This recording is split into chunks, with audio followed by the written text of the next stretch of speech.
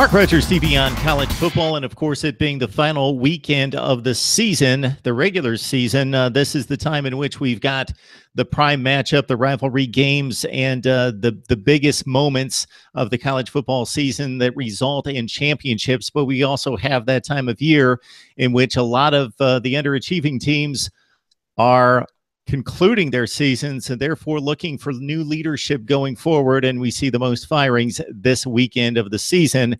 And thus is the case in Arkansas with Bret Bielema being dismissed by the administration this afternoon following the Hogs' last-second loss to Mizzou at home.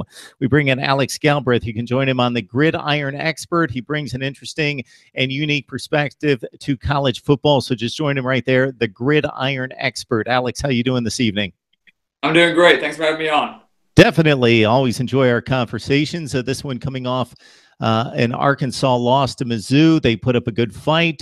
Surprisingly, who would have expected in years past that Arkansas would be basically a 10-point underdog at home against Missouri, a team that's been one of the worst in the SEC the last couple seasons, but really bounced back well under Barry Odom, who definitely has, it appears to have that program on the rise, but not so much at Arkansas, where Bret Bielema took over a struggling program, had some hopeful seasons to be able to emerge as an SEC Western Division contender, but over the last few years, the program definitely plateaued and was starting on the descent. And your thoughts about his dismissal? Yeah, I think it was probably about time for Arkansas and the Hog Nation to part ways with Bret Bielema. He came in 2013, and we saw signs of improvement every year up until these past couple of years. He came in, started off 3-9, went to 7-6, 8-5, back to 7-6, and this year a horrible 4-8. And yes, Arkansas was dealing with some injuries, but in a year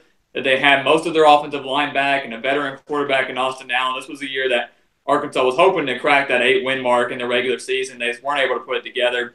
Bret Bielema, a lot of people were pulling for him this year.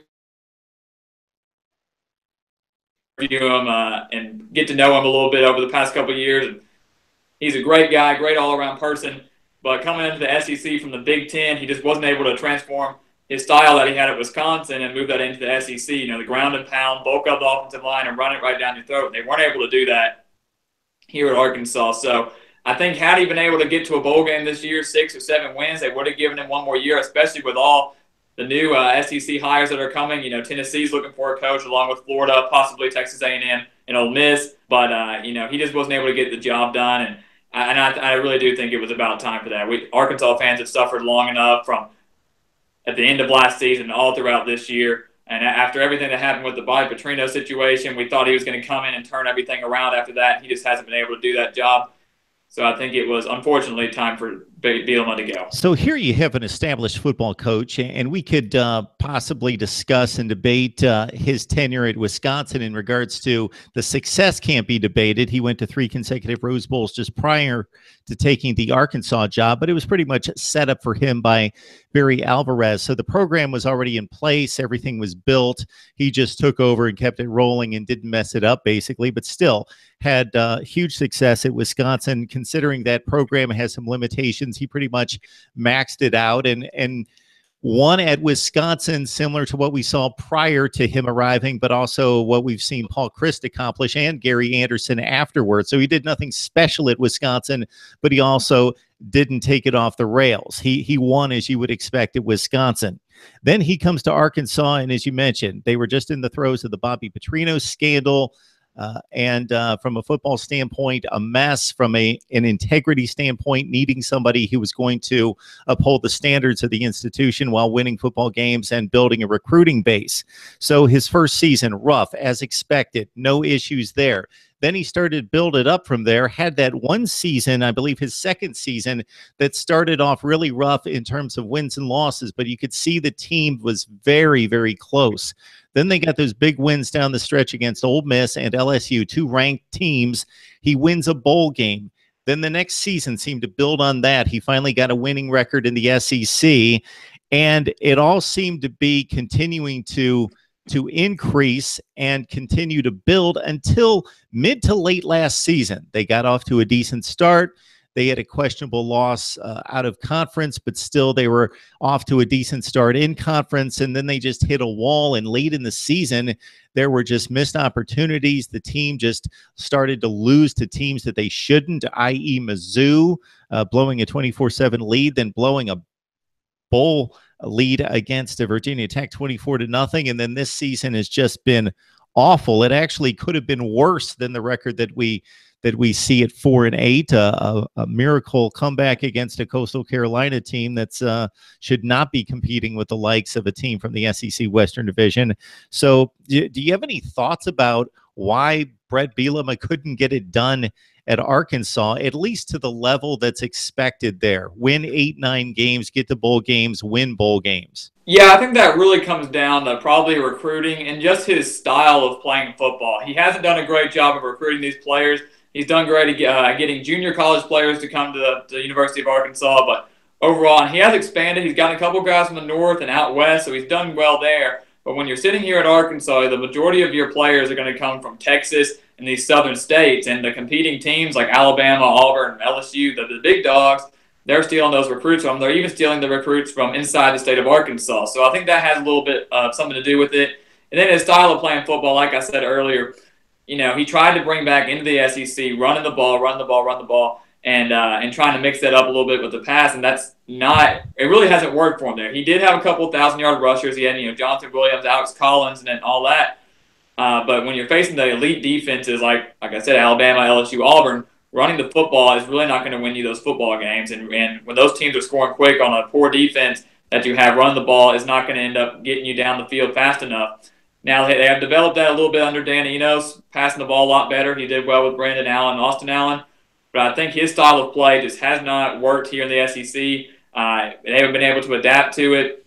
He hasn't been able to get the recruits he's been wanting. And I think, in turn, that's resulted in some poor results for the Razorbacks. Arkansas certainly has a proud and long tradition there of winning in the Southwestern Conference in particular, also in the SEC. It would surprise some people that don't know what's happened over the last 25 years in the SEC, that aside from Alabama and LSU, they could arguably say that if you're looking at SEC championship game appearances, that Arkansas has made it a few times there, although not getting it done in Atlanta against the likes of Florida and Georgia on down the line. But it is a difficult situation to recruit to. Not that it's not a fine school and place to be, but the high school football play is decent within the state, but not up to the standards of Alabama, Louisiana, even Mississippi. And as you just mentioned, you got to go into Texas. You've got to get a little creative and build some relationships outside the footprint, and certainly, take advantage of that proximity to Texas to draw some of those kids that want to play in the SEC into Arkansas, because you can't just stay at home there like you can to a certain extent at a Georgia or Florida, and to a lesser extent at Alabama or Louisiana, and get the job done. So it is a difficult place in which to maintain the standards, especially in that division, considering the limitations on the recruiting.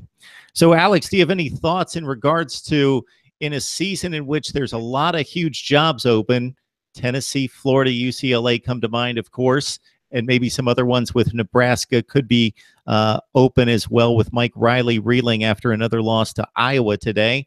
Your thoughts about who could be the candidates, or who you would like to see possibly be the next coach at Arkansas? Yeah, I mean, for guys here in Arkansas, the list goes on and on about who could potentially be the next head coach of the Razorbacks. And, of course, there's everybody kind of branches out and has some extreme candidates out there. Everybody throws out big names like John Gruden or something like that. Some people want Mike Petrino back, and, of course, that's not going to happen. From my standpoint, a name that I've heard a lot lately is Gus Malzahn from Auburn. That does sound like a bit of a stretch. He's got Auburn at 6th in the nation, a huge Iron Bowl game against Alabama tomorrow, but he has a long history here in Arkansas. He coached high school football in Arkansas, was the coordinator for the Razorbacks for a while, even coached at Arkansas State back in 2012, I believe it was. So he has a history of being in the state, and some are saying that if he loses to Alabama on Saturday, they're not going to be playing for an SEC title or a college football playoff berth, that he might leave Auburn and come back to the Razorbacks. Auburn's dealing with some problems inside their athletic department as well. Their athletic director is leaving. and he and Gus Malzahn have not gotten along very well as of late. So that's one candidate that I know a lot of people want to see, and that is very possible. Another one that I've heard thrown around is Mike Leach from Washington State. He's a name that a lot of people are throwing around. You know, had a great tenure at Texas Tech. He's done a great job turning around the Cougars in the Pac-12. He's got them just one win away from going to the Pac-12 championship game. So that's another huge name. I think more than likely, out of those two, which are the big candidates being thrown around, I think Gus Malzahn's more reasonable, I think, just because of the geographic area and the history that he has in the state. And there's also one more I'd like to point out, Mike Norvell from Memphis as well. He's an up-and-coming coach, has Memphis, one win away from potentially playing in a New Year's Six Bowl. He's another coach that some people would like Arkansas to have. He has a very good offense. He's done a great job with the Tigers program. He also played football here in Central Arkansas, so he has a little bit of history in the state as well. I think Arkansas wants somebody that has a history of being in the state, has a sense of what being a Razorback is about, and understands Arkansas football. And that's why I think Norvell or potentially Malzahn would be great candidates for the job.